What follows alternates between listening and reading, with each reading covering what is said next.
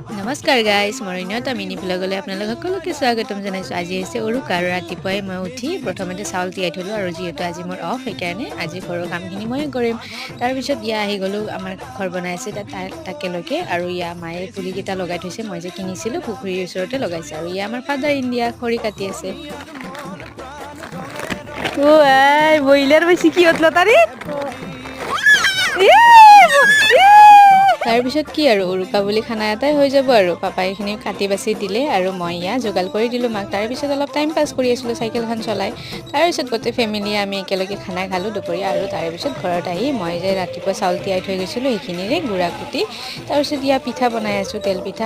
আৰু আপোনালোক সকলোলৈকে মাঘ বিহুৰ বহুত বেছি শুভেচ্ছা থাকিল। সকলোৱে ভালে থাকক, কুশলে থাকক আৰু ইয়া মোৰ তেল পিঠাও বনোৱা হৈয়ে গ'ল প্ৰায়।